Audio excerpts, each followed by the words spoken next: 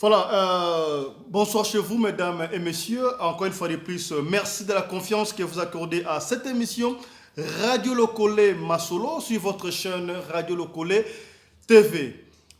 Pour tous ceux qui me connaissent, j'en suis très flatté. Si vous ne me connaissez pas, sachez qu'on m'appelle Fiston Pelende, Tate Asadek. Je suis votre humble serviteur, bien sûr. Papa Moko Boyen Internet, Ayaka, Abetarama Solo, vrai. Oyo, et édifié non seulement dans Nzambe, mais communauté nabiso congolaise, nyos tu mangala partout dans le monde. Et si Kabongo, to Zali. Merci Nabat Oyo, va soutenir l'émission au Radio Lokole, pas wapi, ils ont fait conseil, ils ont sangi sabamba bota, ils ont sangi sabatu bakabwana, ils ont sangi sakibonde konakat nabiso, donc merci Nabino, naba encouragement Oyo Bozali, kopé sabiso. Tika tofandi sa yannick Nia. Sponsor officiel, il y a Radio Lokole Télévision et pas Iwapi, donc il y est après ça c'est ma caméra, mais très bientôt là, très bientôt, tu as dit ça, agence de fret express, Family Legacy, hein? Family Legacy Group et pas Iwapi Bango Kalaming, tu es sponsor officiel de l'émission, mais Toko Zonge là,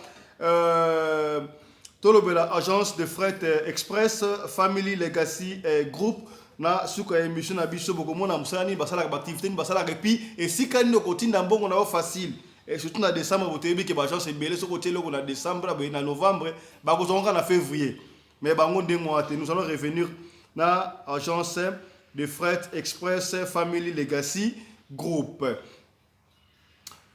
kaka ndebo moni wana na titre na biso leo tokobeta masolo tokobeta lisolo ya mutu te mais tokobeta lisolo ya ekolo masolo ya passeport awa tobeta kaka masolo vrai nungu etamboli bato ebele bapesa mbongo na bango ya passeport na ambassade na biso ya République démocratique du Congo na Pretoria bazwa ba passeport te ça fait plus d'une année misusu kutu babakisa bambongo na bango mais passeport bazwa kaka te leo na émission oyo na kosenga bosa l'attentif boyoka qu'est-ce qui s'est passé et qu'est-ce qui se passe est-ce ba passeport ezali to ekozala te définitivement le banani mbongo Kabola ndeko ko na biso ne ba chaque fois émission oyo ko bomba ngo pona yo moko te partager yango comme na muduti na fin fond et si kan ndeko azali pona ayoka information ya communauté na biso makambo ezali koleka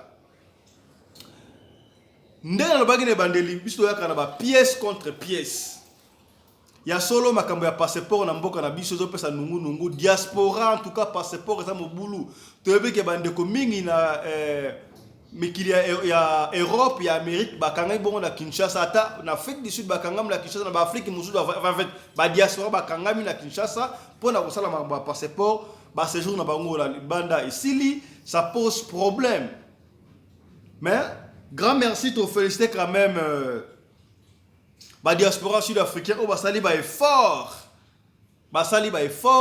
pona ba trouver solution na makambo o etali passeport mais qu'est-ce qui s'est passé bandeko ba bengi biso ba bengi ya ndenge na Cape Town na Durban na Mafinking partout ici comme l'Afrique australe ezali mais papa fiston comment so vandi nie au solo blement ba passeport te yo beta ba histoire vrai na bagité biso avant to beta lisolo na Radio Lokole masolo to vérifiera dans to aura information à la source ndenge to zu information ya ngonde to yesika boye ko sona bi ma basali passeport.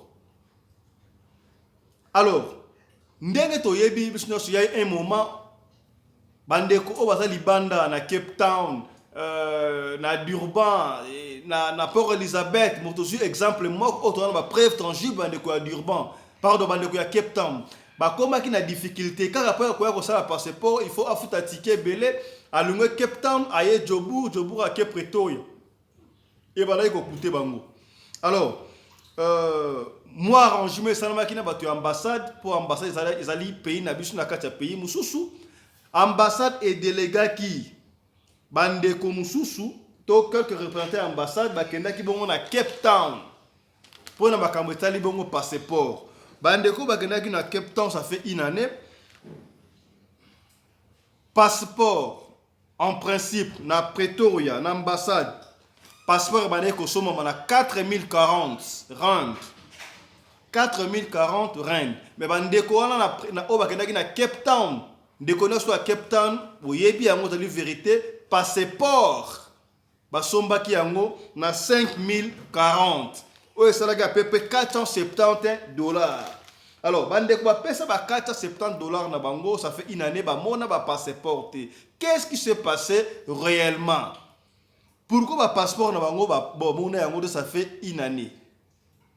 Ba passeport zobimate nungu bandeko mususu kutu ba pesa ki mongo a passeport et bimite bandeko mususu ba kena Kinshasa ba kesa passeport na bango na ndenge na bango na Kinshasa ba jiba passeport bandeko mususu ba yaki na ambassade entre parenthèses ba futi susu mongo mususu extra pour na ba passeport et bimakaka mais ba passeport wana et bimate. Qu'est-ce qui s'est passé au juste? À qui on doit demander? Qu'est-ce qui s'est passé? Nous président honoraire, il y a un Congolais en Afrique du Sud, moi Mboka Charlie Mingiedi. Qu'est-ce que lui pense en ces concernant situation à passeport wana? Ndenge umela kiso mate ba pesa ki bambongo ba bakisi bambongo mais passeport ezo bimakaka te. Moi Mboka Charlie Mingiedi mbote bakambu ya passeport oyo moni yango ndenge. Qu'est-ce qui s'est passé au juste? À qui nous devons condamner à ces concernant à faire passeport oyo? Si fait Charlie Mingiedi.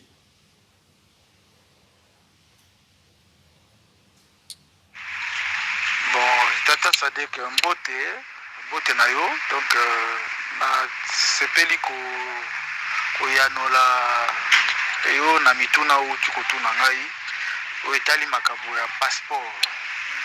Moni kamba passeport oyo ezali makambo ya awa te na ambassade ya République démocratique du Congo te po ba imprimaka ba passeport na ba ambassade te. Ba imprimaka ba passeport kaka na Kisasa, même pas na Lubumbashi, même pas na Kisangani, même pas na Matadi, même pas na Mbandaka, même pas na nani na Mbujimai, même pas na Kananga. Donc ba imprimaka ba document wana kaka na Kisasa. Tozali combien? Plus de 80 millions d'habitants.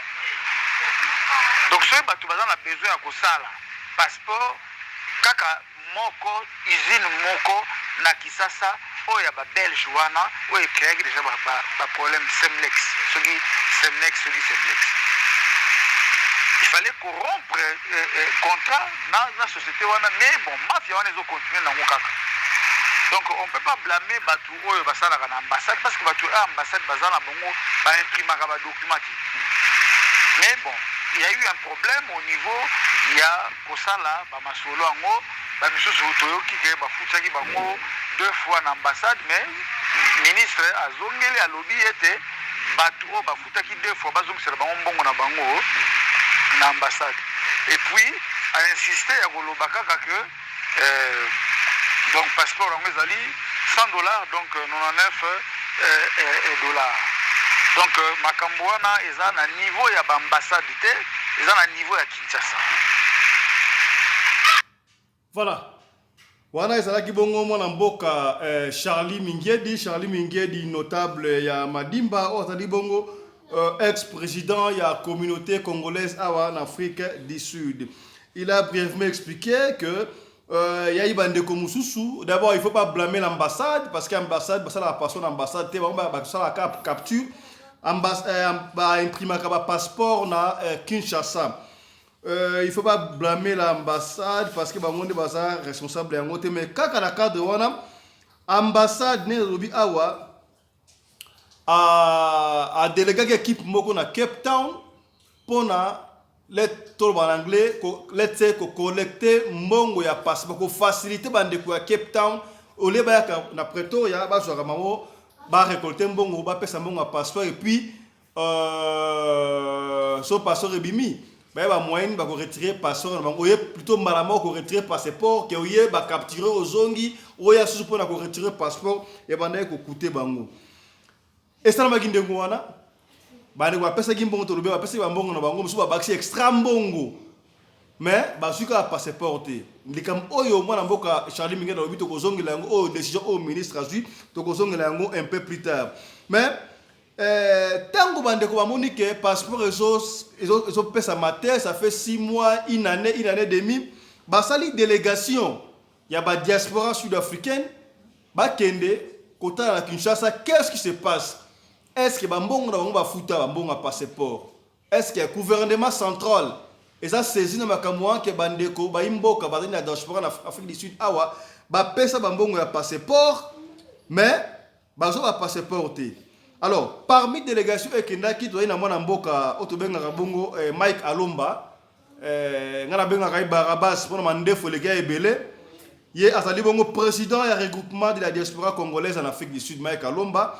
O ba ebiye ça va, o ba ebiete Mike Alomba yeyo. Donc Mike Alomba yeyo o azalaki bongo parmi batu oyo ba délégué bango ba kende Kinshasa pona kolanda makambu ya passeport. Biso awa la radio kolezaka pièce contre pièce, preuve à l'appui. Donc Mike Alomba azali président du regroupement pardon de la diaspora congolaise en Afrique du Sud, Mike Alomba. Alors on dirait à Singa, Tokozwa Mike Alomba, Tosola Kinaye, Boyo Makapo, qu'est-ce qui s'est passé? Lui, il a expliqué brièvement. Il se dit que mon passeport, Oyo, et Bandaki, Ndengenini. Suivez plutôt Mike Alomba, et puis Tokozonga, pour la analyse, Moussou. Les autres, Tokosolaka, Makamia, passeport, Nabakamia Mboka Mouki. De Kokutu, na Katka, qui partageait pour la comme la bande comme Moussou. Suivez Mike Alomba. Fiston Pelende, bonjour. Merci de m'avoir une fois de plus reçu dans le plateau Nabino, il y a Radio Lokole. Et Paiwapi Tokabolaka, information en rapport avec nos communautés. Merci pour les deux questions. La première question est allée en rapport avec plus de 400 passeports Oyo est allé à Pretoria. Comment tout ce retard après 2 ans? Comme d'aucuns ignorent Fiston Pelende, bisoto koli na mboka na Afrique du Sud, to bundi mingi na mboka na Afrique du Sud, mais il s'est fait que 2019-2020, il y avait une équipe mobile que notre ambassade a bandaki kotinda na Cape Town. Et malgré cela, le prix à passeport na Pretoria est à 4040 si ma mémoire est bonne. Et si une équipe venait de la même ambassade, na niveau ya Cape Town, le prix était na 5040 équivalent à $470. Malgré bambongo wana ya pasi, malgré ba effort ba congolais ba sala ba ekonzo pour un document de voyage, et que d'aucuns ignorent la réalité en Afrique du Sud, c'est difficile de s'en sortir, même pour la misala, même pour la classe, depuis 2019 jusqu'à 2020, les Congolais ezala Pretoria, Jobour et la majorité na Cape Town. Basala ba demande à passeport, capture et salema. Chose étonnante, Batu Bango Bachaki comme les représentants à Cape Town à Tabo Bengi numéro les Kakate, Babenga ambassade numéro les Kakate, Ba Congolais Bakoma qui à la merci, c'est-à-dire que nous avons compris que c'était une escroquerie organisée à partir de notre ambassade.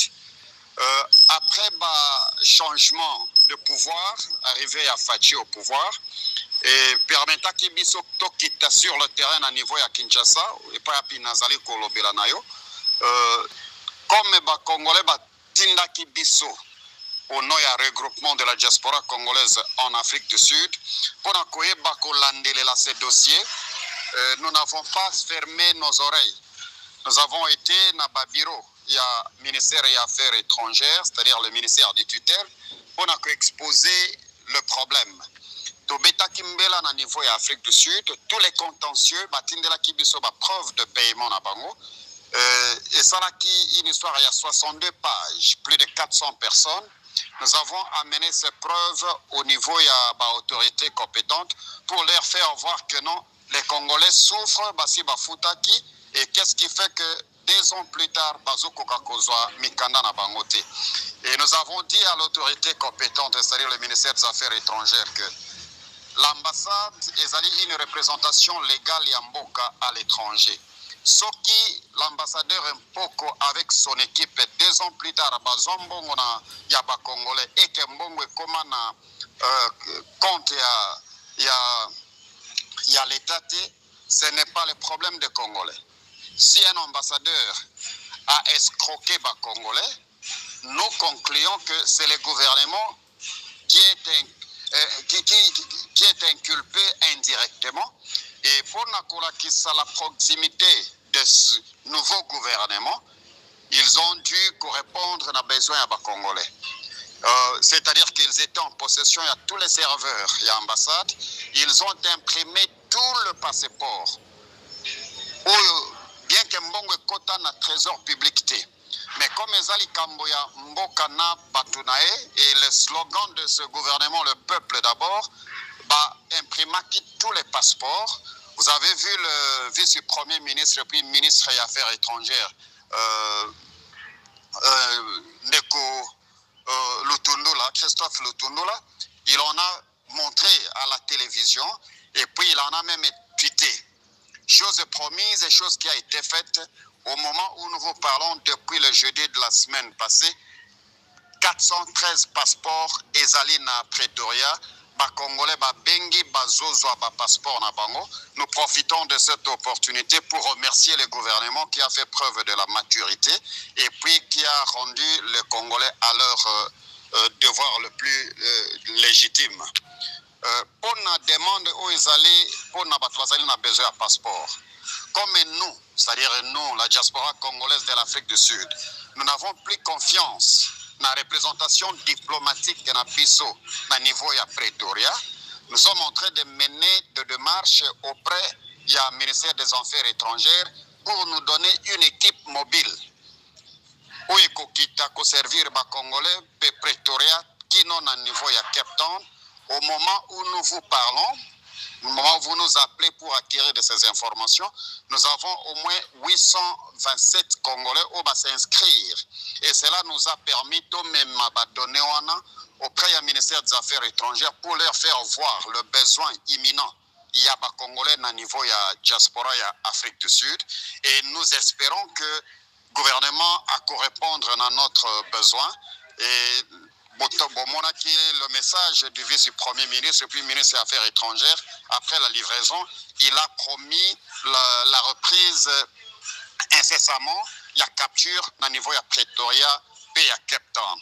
Voilà en gros situation à passeport comme elle se présente. Et la même opportunité de lancer toujours message na ba oyo bazali na besoin ya kosala demande ya ba passeport bozanga te ko contacter biso parce que plus que nous sommes nombreux, plus que toko memango le besoin auprès des autorités compétentes en attendant que va résoudre le problème au niveau de l'ambassade. Ils doivent nous donner, pas ils doivent, mais nous aimerions que va comprendre que notre besoin est imminent. Batin de la biso cette équipe mobile pour répondre à notre situation. Voilà un peu. Et pour tout contact, c'est plus 243 98 99 88 857. Je répète le numéro, plus 243 99 88 853. C'est Mike Kalumba en direct de Kinshasa.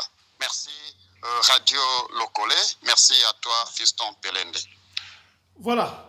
Là, c'était Mike Alomba, président du regroupement de la diaspora congolaise en Afrique du Sud. Voilà, Mike Alomba. Alobiwana a essayé d'expliquer qu'est-ce qui s'est passé au juste commerce qu'ils ont été dépêchés pour trouver solution. Merci à vous, Mike Alomba. Je crois que ça dit que solution est jouable. Ce qui va diaspora au Basali en Europe, Basali ndenge moko je crois ba diaspora pe ya Asie, ba diaspora ya Amérique ba pays msupe Basali. Je crois pour ma passion aussi là.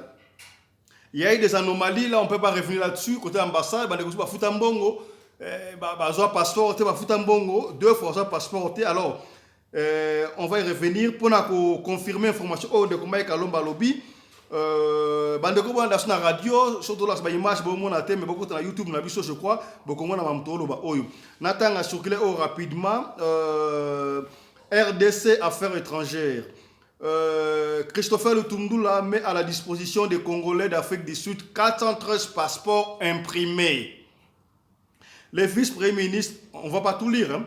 Les vice-premiers ministres et ministres des Affaires étrangères, Christophe Lutundula, a rendu disponible depuis jeudi le 10 novembre dernier le premier lot de passeports.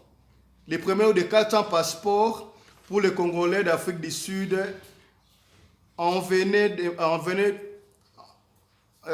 qu'est-ce qu'ils disent là? Avait déjà demandé depuis une année passée. Voilà. En bref, c'est ça. Donc,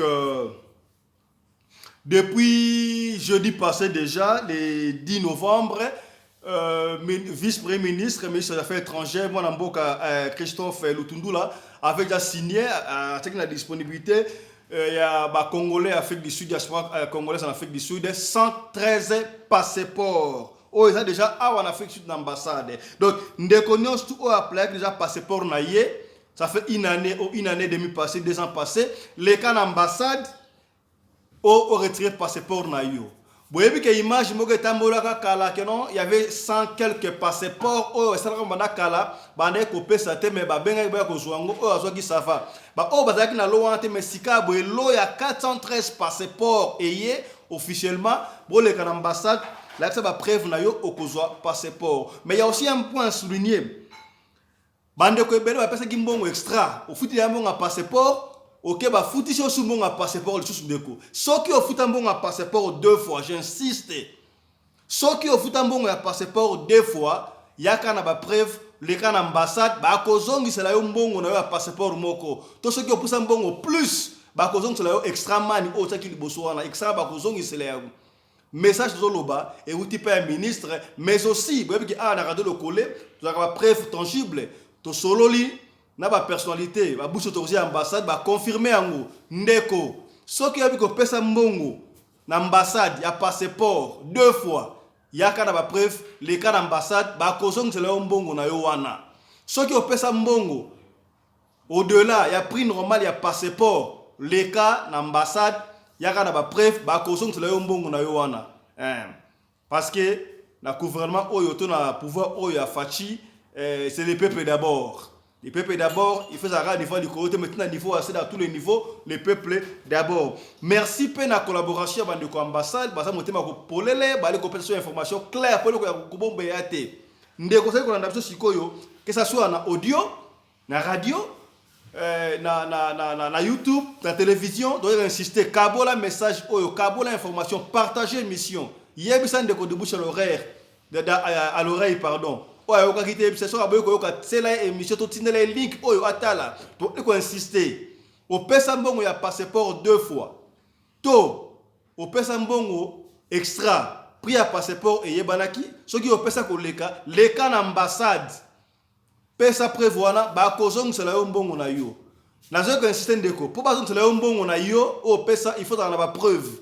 Et ça te quelqu'un n'a pas mandaku na pesa ki mutu kingandi aisa nga ko pesa nga reçu ate wana etali mutu mo te na ambassade yo le ka kuna ba pesa yo zalaka kana ba preuve na yo nde ba ko pesa yo mbongo na yo.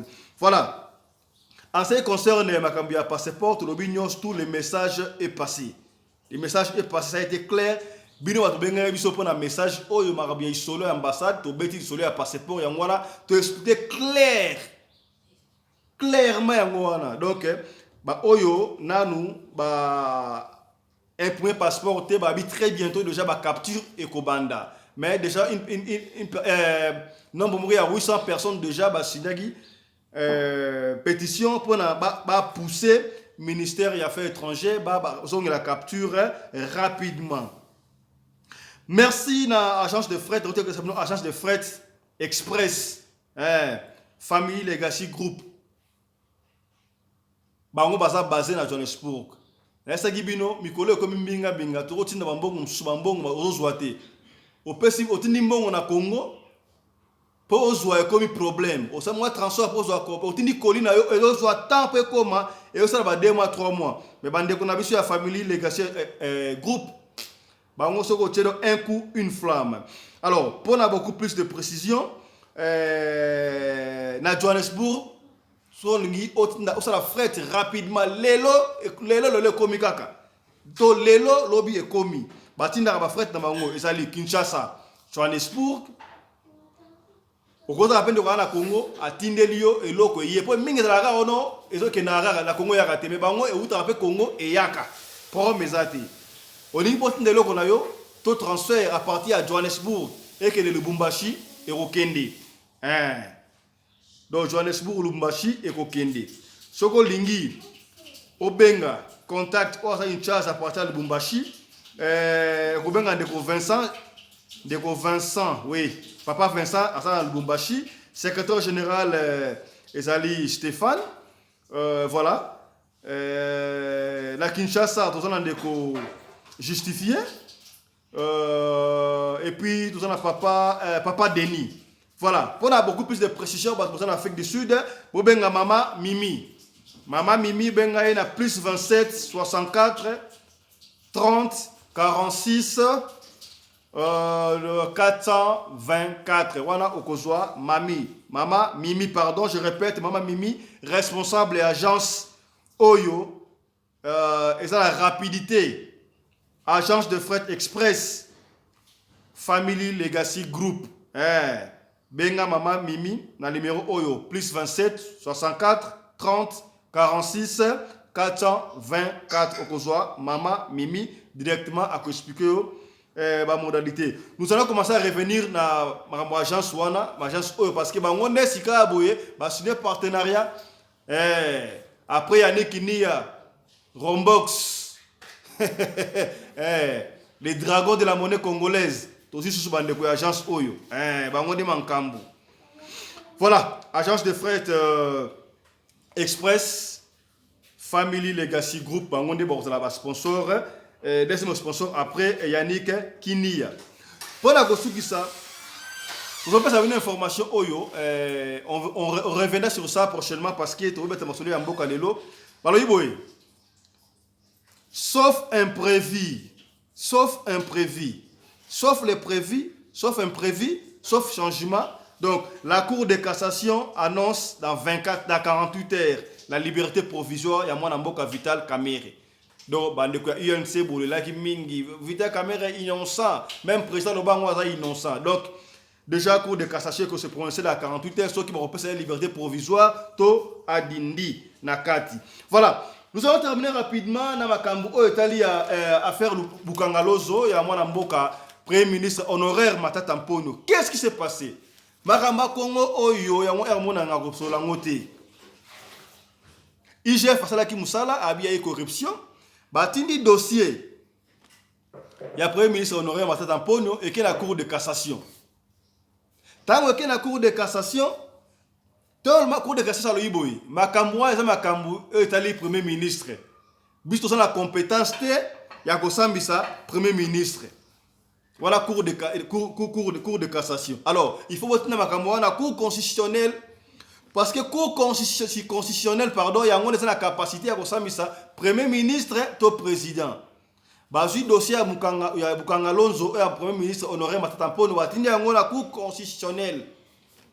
Si le cours constitutionnel a joué ministère public a dit oui, toko sambi sabongo Premier ministre Matata Mponyo. Kasi ba avocat ya Premier ministre Matata Mponyo. Ba tu ya mayele, ce n'est pas donner n'importe quel avocat, yo ka makamba lobby. Ba telemi na salle na audience, ba tu ni ministère public na ba juge ba la ki wana cour constitutionnel. Tu veux que constitution ya mboka na biso lobby, cour constitutionnel et sambi saraka Premier ministre na président. Si vous voyez l'acceptation na sali awa, président azali wapi, président Fachi asala pa na ye. Premier ministre mwana mboka azali pe awa te. Notre premier ministre Jean Samalukonde aza awa te. Mais si vous voyez le premier ministre nini boko sambisa parce que Matata Mponyo aza premier ministre honoraire. Tala epai wapi ba avocat ya Matata Mponyo ba coincé cour constitutionnelle. Ba tikali en quai de cheval. Alors cour constitutionnelle ba lobby ba commis incompétent. Ya ko traiter problème parce que ba ba sami saka premier ministre. Or premier ministre Matata Mponyo puis premier ministre les premiers ministres honoraires. Constitution na biso prévoit quitter Nakaya boye nani akosambisa premier ministre honoraire, to président honoraire et pesi mbilinga bilinga. Jusque là l'affaire est déclarée irrécevable makambo ya matata mponyo. Voilà, tous ceux qui wana merci beaucoup. On a rappelé bandeko ça pesa mbongo ya passeport.